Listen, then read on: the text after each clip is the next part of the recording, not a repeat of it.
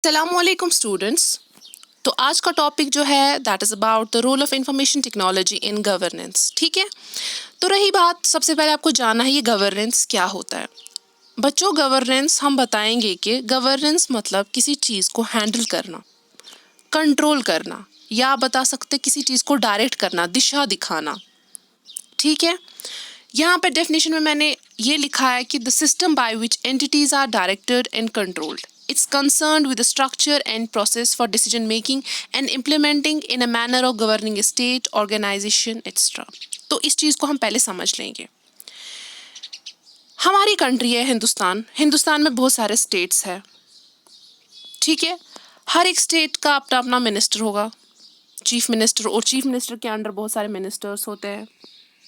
हमारी ऐसी, हम कंट्री के बारे में बात करें तो कंट्री का सबसे मतलब हमारा हेड हमारा प्रेसिडेंट। तो ये काम पूरी कंट्री को हैंडल करना, सपोज आपकी स्टेट को हैंडल करना, ये एक इजी वे नहीं है ना, इजी टास्क नहीं है। तो इसको काम करने के लिए स्टेप बाय स्टेप प्रोसेसेस हो जाती है, स्टेप बाय स्टेप आपको चीज़ें फॉलो करनी पड़ती है। तो वो फॉलो करने के लिए आपका हेड होता है। तो वही हेड क्या करेगा, वही हेड कंट्रोल करेगा और गवर्न करेगा, दिशा दिखाएगा। अनदर एग्जाम्पल, एक कंपनी है, कंपनी का सीईओ है, सीईओ के अंडर बहुत सारे एम्प्लॉयज़ है।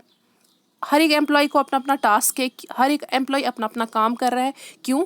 ताकि वो अपने गोल, अपना जो उनका मोटिव है उस कंपनी का, वो फुलफिल हो जाए। लेकिन वो करने के लिए क्या होता है, वो उस काम करने के लिए पहले एक फ्रेमवर्क सेट किया जाता है ना, कि वो कैसे होगा। तो वो जब काम असाइन किया जाता है तो उसके ऊपर नज़र रखी जाती है, उसको कंट्रोल किया जाता है, उसको हैंडल करते हैं। तो उसी चीज़ को हम गवर्नेंस बोलते हैं। यही गवर्नेंस, जैसे मैंने यहाँ पे लिखा है, it's process for decision making and implementing in a manner of governing A state. जैसे स्टेट को गवर्न करना पड़ता है, ऑर्गेनाइजेशंस को गवर्न करना पड़ता है। ठीक है, अब रही बात, हमें पढ़ना है actually the role of IT, information technology, in governance. This e-governance, it's also known as electronic governance. Governance का दूसरा नाम क्या है? Electronic governance. अब ये इलेक्ट्रॉनिक गवर्नेंस क्या होता है स्टूडेंट्स? इलेक्ट्रॉनिक गवर्नेंस बेसिकली ये एक एप्लीकेशन है, किसकी? ICT की। ICT, अब रही बात, ये ICT क्या है? ICT is actually it stands for information and communication technology. ठीक है, ICT stands for information and communication technology, मतलब इट रेफर्स टू IT। ठीक, अब हम आपको जानना है कि IT क्या है, ICT काम क्या करेगा, ये IT करता क्या है। IT basically it relates to your communication technologies. ये किसको आपको रिलेट करता है? आपकी कम्युनिकेशन टेक्नोलॉजीज, आपके इलेक्ट्रॉनिक सिस्टम्स को, आपके इलेक्ट्रॉनिक इक्विपमेंट्स को आप बता सकते हो। इट्स अ यूज और स्टडी ऑफ इलेक्ट्रॉनिक इक्विपमेंट्स। कैसे? जब आप इन्हीं टूल्स को, इन्हीं इक्विपमेंट्स को यूज करेंगे, किस लिए? For to access the data, for access information, for to retrieve the information, for to store the information, transmit के लिए, मॉडिफिकेशन करने के लिए आपको क्या यूज़ करने पड़ते हैं? आपको यही इलेक्ट्रॉनिक इक्विपमेंट्स, यही इलेक्ट्रॉनिक टूल्स आपको यूज़ करना पड़ता है। ये इलेक्ट्रॉनिक इक्विपमेंट्स, ये इलेक्ट्रॉनिक टूल्स, ये किस में आ जाते हैं? ये सारा आपका आता है IT में। सो IT is actually the smart system, एक इलेक्ट्रॉनिक सिस्टम भी हम कह सकते हैं। ठीक है, इलेक्ट्रॉनिक्स, क्योंकि इसमें इलेक्ट्रॉनिक इक्विपमेंट्स का काम किया जाता है, इलेक्ट्रॉनिक इक्विपमेंट्स आ जाते हैं। किस लिए? आपके डेटा को स्टोर करने के लिए, आपके डेटा को रिट्रीव करने के लिए, एक्सेस करने के लिए, मॉडिफिकेशंस करने के लिए, डिलीट करने के लिए, जो भी चीज़ें आपको करनी है। सो दिस ई-गवर्नेंस क्या है? It's an application of the ICT। And what is ICT? It is actually the field, आप कह सकते हो, it's a part of the information technology. And what is this information technology? It's actually it refers to the communication technologies that are the tools to access, retrieve, store, transmit and modify information digitally। आप बता सकते हो, या आप बता सकते हो IT में क्या है, आपको करनी है study and use of electronic equipments. ठीक है स्टूडेंट्स, तो समझ आ गया। तो ई-गवर्नेंस की हमें क्यों ज़रूरत पड़ी इंफॉर्मेशन टेक्नोलॉजी में, वो हम इसके आगे हम पढ़ने जा रहे हैं। सो यही इलेक्ट्रॉनिक गवर्नेंस में क्या होता है, इस ICT का यूज़ होता है, इंफॉर्मेशन एंड कम्युनिकेशन टेक्नोलॉजीज का यूज़ होता है। क्यों?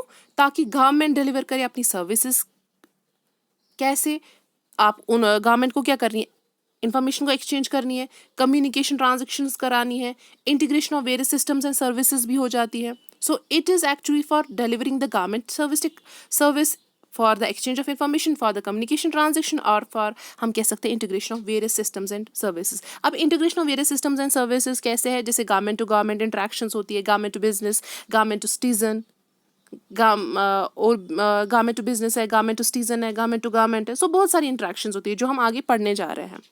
तो इन नटशेल आपको याद रखना है ये जो इलेक्ट्रॉनिक गवर्नेंस है, it's actually the usages of the ICT. किस लिए? फॉर द गवर्नमेंट, ताकि वो सर्विसेज प्रोवाइड करे, गवर्नमेंट सर्विसेज प्रोवाइड करे with the help of these IT, with the help of these information technologies, right. क्योंकि देखो हमें ई गवर्नेंस का इसलिए यूज करना पड़ा, जैसे कि पहले कबार क्या होता था आपके ऑफिसेज में, आपके ऑर्गेनाइजेशंस में क्या होता था, एक सिंपल सी एग्जांपल, फाइल सिस्टम का काम होता था, पेपर वर्क का काम होता था, जो कि आगे जाके बहुत ही मुश्किल हो गया.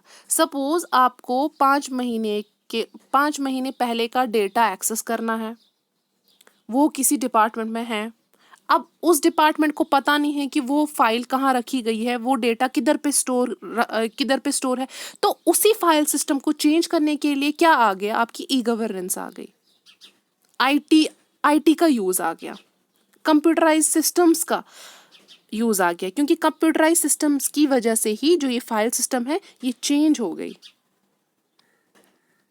अनदर एग्जाम्पल, जैसे कि आपको डेटा ट्रांसमिट करना है. पहले कबार क्या होती थी, पोस्टल, मतलब पोस्ट ऑफिस के जरिए चिट्ठी लिखी जाती थी, दूसरे स्टेट, दूसरे कंट्री में फैक्स वगैरह, मतलब अभी भी होता है वो यूज़, मतलब वैसे डेटा सेंड होता था.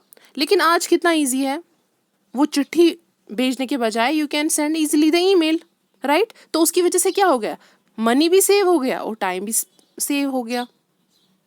जो महीनों का काम सेकेंडों में आपको सेकेंडों में काम आपका निकलता है, ठीक है. तो क्या हो गया स्टूडेंट्स, इन्हीं टेक्नोलॉजीज को, इन्हीं कंप्यूटर टेक्नोलॉजीज को इंट्रोड्यूस किया गया इन्हीं गवर्नमेंट सेक्टर्स में, और इसी को हम क्या कहेंगे, हम e governance, that is electronic governance, जहाँ पे गवर्नमेंट आपकी प्रॉब्लम्स, आपकी प्रोसेस को सिंप्लीफाई कर सके, जिसकी वजह से एक आम आदमी को फ़ायदा हो, गवर्नमेंट को फ़ायदा हो, बिजनेस को फ़ायदा हो, कंपनीज को फ़ायदा हो जाए, ऑर्गेनाइजेशंस को फ़ायदा हो जाए, ठीक है. अब ई गवर्नेंस का मेन ऑब्जेक्टिव क्या है, to provide a smart government. Smart government का मतलब क्या, ई गवर्नेंस से क्या आपको मिलती है, ई गवर्नेंस का बेसिक ऑब्जेक्टिव, मेन ऑब्जेक्टिव क्या है, to provide a smart government. तो स्मार्ट का मतलब क्या है, स्मार्ट का मतलब है when you are using the ICT, when you are using the information communication technologies, उसकी वजह से क्या होता है, आपका जो काम होता है वो सिंप्लीफाई हो जाता है. That means you are bringing the simplicity in governance. जो आपको रूल्स, जो भी चीज़ आपको हैंडल करनी पड़ती है, with the help of, if you are using the e governance, वो काम आपका सिंपल हो जाता है, आसान हो जाता है. Then it brings the morality to governance. Morality to governance मतलब भेदभाव नहीं हो जाता है, एक काम सीधे हो जाएगा. जैसे कि पहले कबार क्या होता था, आपको डिपार्टमेंट्स में, आपको किसी भी ऑर्गेनाइजेशन में अगर जाना पड़ता था, आपको धक्के खाने पड़ते थे. एक छोटे से काम को महीनों भर लगते थे, कहीं कबार साल भी लगते थे. लेकिन आज क्या है, आप सिंपली क्लियरली कोई काम कर सकते हैं. अगर कोई प्रॉब्लम हो जाएगी, आप उसमें क्या, आप ग्रीवेंस डाल सकते हैं. जब आप ऑनलाइन कोई काम करेंगे, किसी गवर्नमेंट पोर्टल पे जाना है आपको, आप जाते किसी गवर्नमेंट पोर्टल पे, वहाँ पे आप किसी भी फाइल को, कोई भी फाइल ट्रांसमिट, कुछ भी आपको डेटा कहीं भी सेंड करना है, कोई भी डेटा एक्सेस करना है, हुआ तो सही बात, नहीं हुआ तो आप ग्रीवेंस भी वहाँ पे सेंड कर सकते हैं, ठीक है. तो it brings the morality to the governance, मतलब आपका बिहेवियर यहाँ पे बहुत ही अच्छा हो जाता है, क्योंकि यहाँ पे लड़ाइयाँ वगैरह नहीं होती है, आपका काम भी आराम से निकल जाता है. जैसे कि अगर आपकी फाइल सिस्टम पुराने वक्त की बात करें, तो पहले कबार क्या होता था, ऐसे वहाँ पे आपको धक्के खाने पड़ते थे. So with the help of this e governance it brings the morality, moral values भी आ जाते हैं ना, मतलब आपको बिहेवियर, आप आराम से हर एक काम कर सकते हैं. It makes a government accountable, हर एक डेटा, हर एक चीज गवर्नमेंट के पास अच्छी तरीके से इन फाइल्स ना अकाउंटेबल फॉर्म में है. ठीक. Due to the increase communication speeds the government become responsive and it increase the access to information and make a responsible government. Obviously ये रिस्पॉन्सिव बनता है, जितना काम आप सेंड करेंगे उतने ही काम में आपका रिजल्ट भी मिल जाएगा. सपोज कोई प्रॉब्लम हो गई, आप गवर्नमेंट को सीधे मेल कर सकते हैं और मेल का आपको आंसर बिल्कुल जल्दी मिलेगा. अगर नहीं मिला तब आप ग्रीवेंस डालेंगे और उस ग्रीवेंस का ज़्यादा से ज़्यादा 1 या 2 दिन में रिप्लाई आ ही जाता है, जो कि पहले कबार नहीं होता था. तो दैट मीन्स इसकी वजह से क्या हो गया, गवर्नमेंट जो हो गई, गवर्नमेंट रिस्पॉन्सिव बन गई, आपके रिजल्ट्स जल्दी आने लगे. Government become transparent, open. Transparent मतलब ओपन, सीधे पता है कि किधर क्या हो रहा है, साफ दिखाई दे रहा है. जैसे कि कोई गवर्नमेंट कोई प्लान इनिशिएटिव स्टार्ट करता है तो आपको पता चलती है, आपकी वेबसाइट्स, आपके मतलब सारा इन्फॉर्मेशन ओपन क्लियर दिखाई देता है. कोई अपडेशन कुछ भी हो जाए तो आपको इन्फॉर्मेशन क्लियरली विजिबल होती है. तो आपको समझ आ गया ये ऑब्जेक्टिव क्या है आपके स्मार्ट वर्क का काम, स्मार्ट गवर्नमेंट. दैट मीन्स एक तो सिंपलिसिटी भी प्रोवाइड करती है, मोरालिटी भी होती है, अकाउंटेबल भी है, रिस्पॉन्सिव भी है और इसके साथ साथ ट्रांसपेरेंट भी है. ठीक है, समझ आ गया आप ऑब्जेक्टिव क्या है ई गवर्नेंस का. That is a smart government, to provide, to imply the smart government. Right students. उसके बाद हमारे क्या है, there are the types of interaction in e governance. So e governance के 4 इंटरेक्शंस है, 4 टाइप्स ऑफ इंटरेक्शंस है. एक तो government to citizen, government to business, government to government, government to employees. अब हम डिस्कस करेंगे एक एक करके. राइट. सबसे पहले government to employees. Government to employees simply मतलब है कि यहाँ पे क्या होती है, ये वो किस्म की इंटरेक्शन होती है, it's a interaction between government और एम्प्लॉयज के बीच. इन ई गवर्नेंस में it's one of the type of the interaction. ये कौन सी इंटरेक्शन है, गवर्नमेंट और एम्प्लॉयज के बीच में. क्या होता है, आईसीटी टूल्स का यूज होता है और उन्हीं टूल्स की वजह से आपकी इंटरेक्शंस क्या हो सकती है, सिंपल हो जाएगी, फास्ट हो जाएगी. एम्प्लॉयज और गवर्नमेंट की जो सेटिस्फेक्शन है वो फुलफिल हो सकती है. जैसे कि it includes online conference for the employees को कुछ भी जानना है, you can easily do the online conference. ठीक है, ऑनलाइन ट्रेनिंग प्रोवाइड की जा सकती है एम्प्लॉयज को, एम्प्लॉय की इंफॉर्मेशन ऑनलाइन अवेलेबल होती है. ठीक है, तो for this you have the मतलब portal for it, training for employ, that is www.egovonline.net. because we are talking about the ICT information communication technologies के बारे में.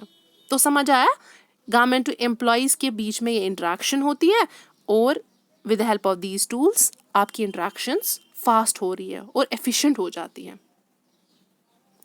हम ई गवर्नेंस की बात कर रहे हैं ना, तो ऑब्वियसली ऑनलाइन इसमें क्या आ जाती है आपकी ऑनलाइन कॉन्फ्रेंसिंग वगैरह ये सब. दूसरी इंटरेक्शंस जिसको हम गवर्नमेंट टू गवर्नमेंट इंटरेक्शंस बोलेंगे. अब ये गवर्नमेंट टू गवर्नमेंट इंटरेक्शन कौन सी इंटरेक्शन होती है, इसमें जैसे डिफरेंट डिपार्टमेंट्स की इंटरेक्शंस, डिफरेंट गवर्नमेंट्स के बीच इंटरेक्शन होती है. जैसे स्टेट गवर्नमेंट को सेंट्रल गवर्नमेंट के साथ इंटरेक्ट करना है, स्टेट को लोकल गवर्नमेंट को अदर गवर्नमेंट के साथ इंटरेक्ट करना है, आपस में डिफरेंट स्टेट गवर्नमेंट्स को इंटरेक्ट करना है with the help of different departments, with the help of different agencies, या हम कह सकते हैं with the help of different organizations you are interacting. For this, it includes record by government schemes, plans, initiatives, because this is the type of the interaction between government to government. तो इसमें किस बारे में ज़्यादा बातचीत होगी, इसमें basically government की स्कीम्स के बारे में बात होगी, गवर्नमेंट की प्लान्स क्या है, गवर्नमेंट के इनिशिएटिव्स क्या है, गवर्नमेंट चाहता क्या है, कौन सी बातें करना क्या चाहता है वो. तो इसमें वही वाली इंटरेक्शंस होगी. ठीक है, और इसके लिए गवर्नेंस ने एक स्टैंडर्ड पोर्टल बना दे दिया इंडिया ने, that is egovstandards.gov.in. Right? We have the another type of the interaction, that is the government to business. Government to business means ये कौन सी इंट्रैक्शन है? ये इंट्रैक्शन है बिटवीन गवर्नमेंट और बिजनेस के रिलेटेड. इसमें क्या आता है? गवर्नमेंट के रूल्स एंड रेगुलेशंस क्या है, बिजनेस की इंफॉर्मेशन क्या है, उसके फॉर्म्स, एप्लीकेशन फॉर्म्स, उसके license, registration, payment of, because हम बात किसके कर, हम बात कर रहे हैं गवर्नमेंट और बिजनेस के बीच में. ये इंट्रैक्शन किसके बीच में है? गवर्नमेंट और बिजनेस के बीच में. उससे क्या होती है? गवर्नमेंट और बिजनेस इनिशिएटिव्स क्या है, वो कौन कौन सी सर्विसेज प्रोवाइड करेगा, जैसे कि आपकी लाइसेंसिंग, आपके रेवेन्यू कलेक्शन, आपका टैक्स वगैरह, ये सारा किस में आता है? गवर्नमेंट टू बिजनेस में. तो इसके लिए भी आपका पोर्टल क्या है? business.gov.in. Right? We have the another type of interaction, that is the government to citizen. इस इंटरेक्शन बिटवीन किसके बीच में? गवर्नमेंट और सिटीजन्स के बीच में. इसमें क्या करता है?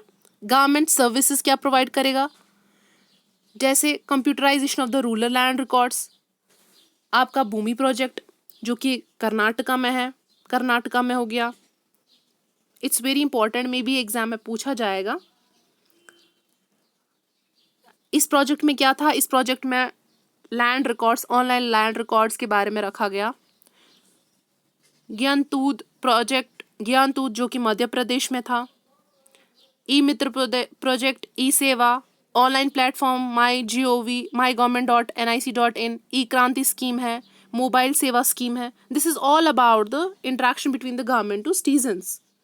ये क्या कर रहा है? गवर्नमेंट सर्विसेज प्रोवाइड कर रहा है सिटीजन्स को with the help of these projects.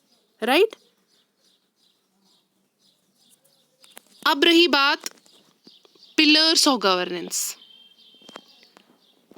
तो 4 पिलर्स ऑफ गवर्नेंस है. एक तो people, process, technology and resource. तो स्टूडेंट्स, पीपल से क्या होगा? ऑब्वियसली लोगों की वजह से ही मतलब ये ई गवर्नेंस हो सकती है. जैसे जो लोग कंप्यूटर्स की नॉलेज को जान लेंगे, उनके बेसिक्स के बारे में पता है, वही तो सर्विसेज प्रोवाइड करेंगे ना. वही सर्विसेज हम प्रोवाइड करते हैं, मतलब जो लोग इस बारे में जानते होंगे वही ई गवर्नेंस के रिलेटेड आपकी जो भी सहायता, आपकी हेल्प कर सकता है. ठीक है? तभी जाके हमें क्या, ई गवर्नेंस में हमें लोगों की ज़रूरत पड़ती है, क्योंकि उनको बेसिक्स ऑफ कंप्यूटर्स, मतलब उनको कंप्यूटर्स की नॉलेज पता होनी चाहिए. जब कंप्यूटर्स की नॉलेज पता है, जब आपके पास लोग हैं, वही लोग क्या करेंगे? वही प्रोसेस भी कर सकते हैं. दैट मीन्स आपके जो भी तरीके हैं किसी काम करने के लिए, वही चीज़ वो इम्प्लीमेंट करेंगे कि गवर्नमेंट को कैसे सर्विसेज को प्रोवाइड करनी, कैसे इम्प्लीमेंट करना है, वो तो यही लोग करेंगे ना. वो तो वही लोग प्रोसेस करेंगे. तो जब प्रोसेस भी हो गया तो टेक्नोलॉजी का यूज़ है. तो टेक्नोलॉजी कौन है? जो हम अभी तक पढ़ रहे हैं, that is an IT. Right? फिर उसके बाद रिसोर्सेज, जो कि एक मेन प्रोविजन है, मेन पावर है, that is the resources. IT के रिसोर्स इंफ्रास्ट्रक्चर, मतलब अगर आपके पास रिसोर्सेज है तो गवर्नमेंट सर्विसेज आराम से प्रोवाइड करेगा. जैसे कि एक स्टेट में कौन से रिसोर्सेज है, अगर उस स्टेट में वो रिसोर्सेज ज़्यादा है, दूसरे स्टेट में वो रिसोर्सेज कम है, तो गवर्नमेंट को देखना है ना, उसको गवर्न करना है कि वो रिसोर्सेज कैसे दूसरा स्टेट यूज़ कर सकता है. ठीक है? या दूसरे स्टेट में वो कुछ रिसोर्सेज है जो अनदर स्टेट में नहीं है, तो किस स्टेट को, किस ऑर्गेनाइजेशन को, किस डिपार्टमेंट को क्या चीज़ें ज़रूरत है, वो तो गवर्नमेंट का काम ही है, उसको गवर्न करना है. So these are the pillars of e governance. So what are those? एक तो आपके पीपल, मतलब लोगों की ज़रूरत है. आप वही लोग क्या करेंगे? वही लोग तरीके को इम्प्लीमेंट करेंगे, that means process. After the process you have to use a technology, that is the IT technology, that's the IT, that means you have to use the IT tools, and after that you have to use the resources. And what are those resources? आपके पास जो भी है, एक government को जो भी ज़रूरत पड़ती है, वो रिसोर्स को यूज़ करना. आपके रिसोर्स कौन से? आपके IT रिसोर्सेज, IT इंफ्रास्ट्रक्चर का यूज़ होगा. So these are the pillars of the e governance. अब उसके बाद हमारा एक इंपॉर्टेंट चीज़ है, that is the national e governance action plan. ये national e governance action plan क्या है? It's recently formulated National E-Governance Action Plan of India attempt to address many of the key issues of e-governance in India with a view to harnessing the power of ICT to improve the governance for the common citizen. The structure of NEGP encompass a set of core policies to provide integration and support, a set of integrated projects or cross-cutting initiatives, a set of mission mode project at national and state level. These are as देखो क्या है, national e governance action plan से आपको पता होनी चाहिए पहले ये क्यों आ गया। तो आपको हिस्ट्री थोड़ी जाननी है, तो मैं आपको हिस्ट्री थोड़ा बताऊंगी। एक्चुअली क्या हो गया था, 1977 में स्टूडेंट्स नेशनल इंफॉर्मेटिक्स सेंटर का इजाद हो गया। 1977 में NIC सेटअप हो गया। ठीक है, NIC सेटअप मतलब नेशनल इंफॉर्मेटिक्स सेंटर का आगाज हो गया। फिर 1977 के बाद 1980s में क्या हो गया, 1980s में आगे आपके कंप्यूटर्स का यूज हो गया आपके ऑफिसेस में। सो इन 1980s कंप्यूटर्स यूज किए गए आपके ऑफिसेस में। फिर उसके बाद 1990 में ऑपरेशन नॉलेज के बारे में बताया गया, कंप्यूटर को जानने के बारे में पता गया। Then after that is the very important, that's about the in 1999 e governance actual में आ गया।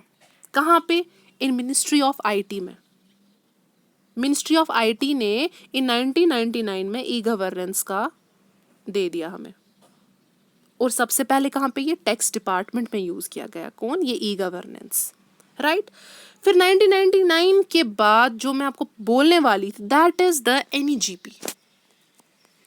वो क्या है? National e governance plan. आगे नेशनल ई गवर्नेंस प्लान में क्या गवर्नमेंट ने बताया कि हमें क्या चाहिए, हमें इनिशिएटिव्स कुछ स्टार्ट करने चाहिए, कुछ मिशन स्टार्ट करने चाहिए, ताकि हमारा गोल फुलफिल हो, हमारा ऑब्जेक्टिव, हमारा जो मकसद है वो कामयाब हो जाए।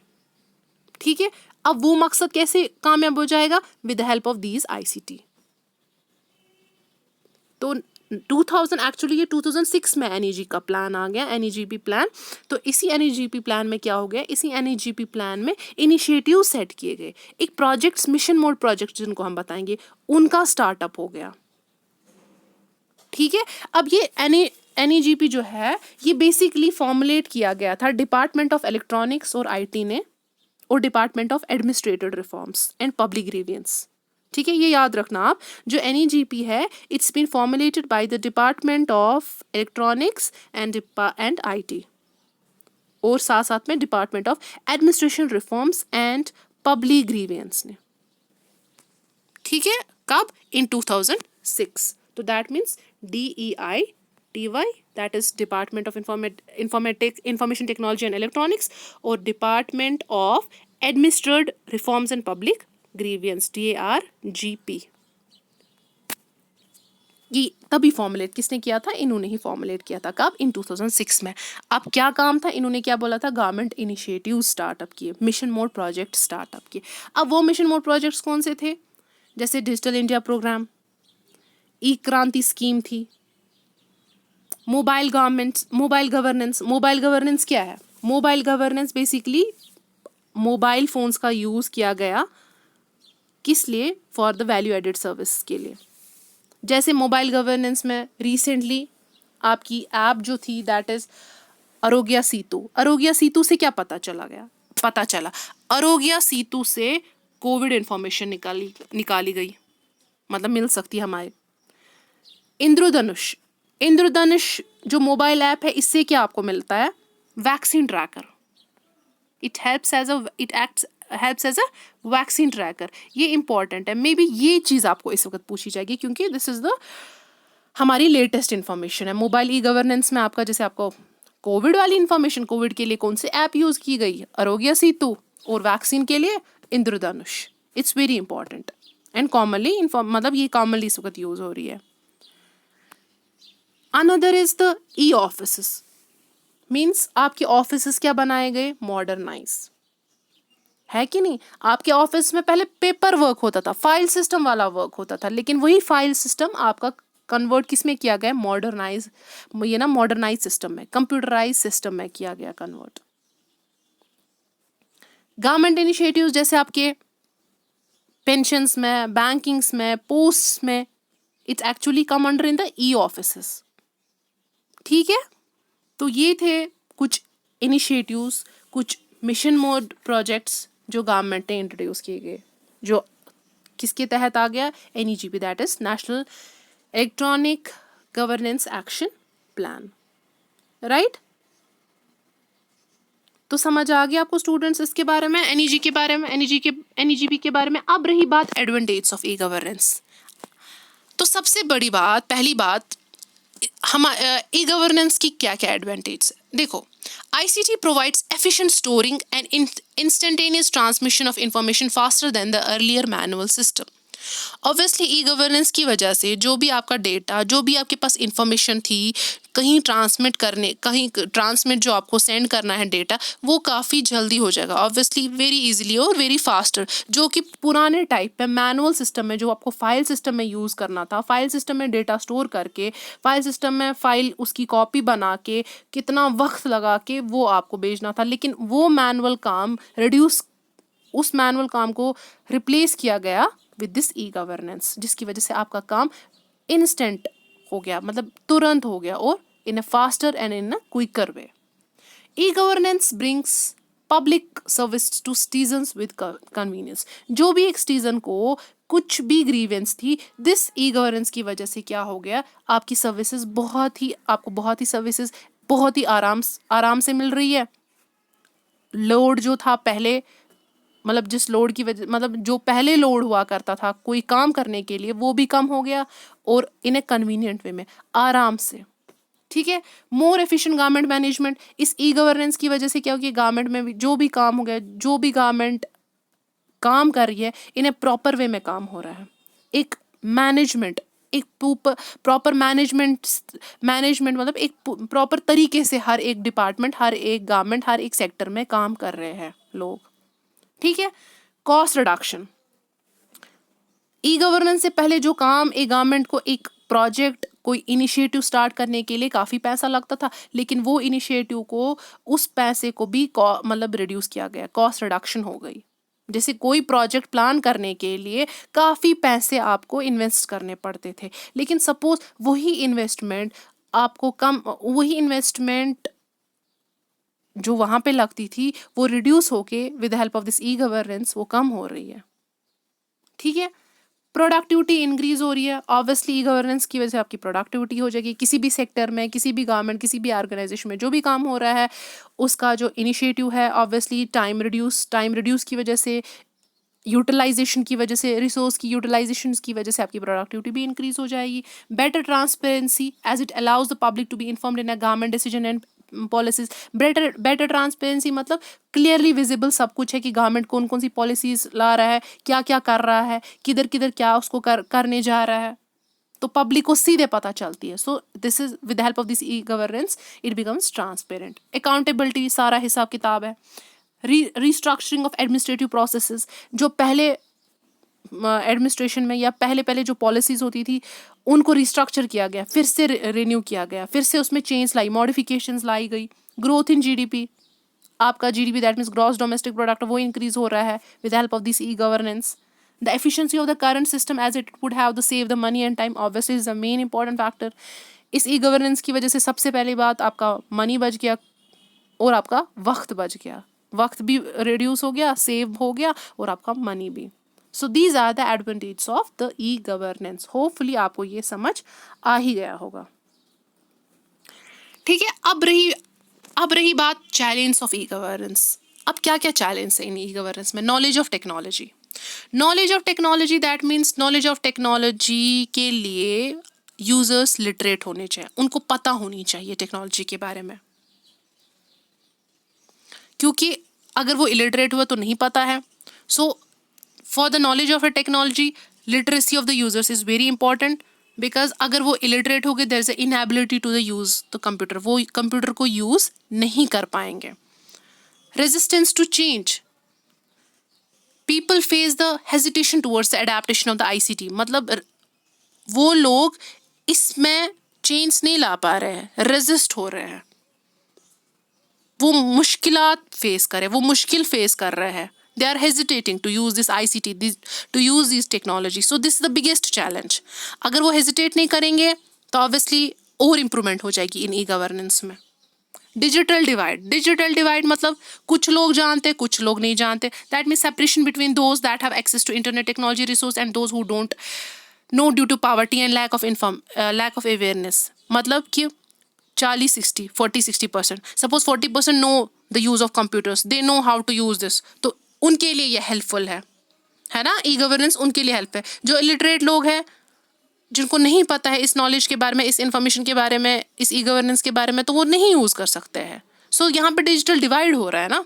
ट्रस्ट इशू भी वेरी इंपॉर्टेंट है इसमें, क्योंकि आपको ऑनलाइन काम करना है. आपको सपोज आपको ऑनलाइन पैसा ट्रांसफ़र करना है, डेटा ट्रांसफ़र करना है, तो वहाँ पे एक ट्रस्ट इशू है, ट्रस्ट भी आ रहा है. So this is the big challenge, क्योंकि लोगों को कभी कभार डर लगता है कि नहीं, अगर डेटा ट्रांसफ़र कहीं ये चोरी तो नहीं हो जाएगी, डेटा आपका हड़प तो नहीं ले लेंगे वहाँ पे. सो यहाँ पे ट्रस्ट भी एक चैलेंज है इन ई-गवर्नेंस में. उसकी वजह से क्या क्या है, ऑब्वियसली प्राइवेसी और सिक्योरिटी में भी, प्राइवेसी एंड सिक्योरिटी भी एक बिगेस्ट चैलेंज है ना. Because you are sending the data, you are using the e-governance, you have sometimes क्या है कि आपकी इन्फॉर्मेशन लीक भी हो सकती है, मतलब लोगों का कहना है. अब ये अलग चीज़ है कि कितना आपका डेटा प्रोटेक्टिव है, कितने ढंग से कौन कौन से सॉफ्टवेयर्स यूज़ करके आपका डेटा प्रोटेक्ट हो रहा है, सिक्योर हो रहा है. So these are the challenge in e-governance and these are the very important challenge. कौन कौन से, knowledge of technology, resistance to change, digital device, privacy and security. So this is all about एक छोटा सा brief, ये था detail आपको role of information technology in IT. तो इन सिंपल आपको याद रखना है गवर्नेंस क्यों आ गया, हमें कम्युनिकेशन टेक्नोलॉजीज़ का यूज़ हो गया. इन कम्युनिकेशन टेक्नोलॉजीज़ में आपका मेन ऑब्जेक्ट क्या था कि ये इम्प्लाई करता है स्मार्ट गवर्नमेंट, और कौन कौन सी इंटरेक्शंस है, ये मैं आपको एक टोटल ना मतलब वो बता रही हूँ कि क्या क्या याद रखना है. फिर आपकी इंटरेक्शंस कौन सी है, वो 4 इंटरेक्शंस जो मैंने डिस्कस की. पिलर्स कौन कौन से हैं, वो 4 पिलर्स मैंने आपके साथ डिस्कस की. आपकी एडवांटेज क्या है, ई-गवर्नेंस की क्या एडवांटेज है, और कौन कौन सी चैलेंज है. This is all about the role of information technology in governance. इससे ज़्यादा आई डोंट थिंक ये पूछ सकते हैं. This is all about the basic. Hopefully आपको ये टॉपिक समझ आ गया होगा. Thank you.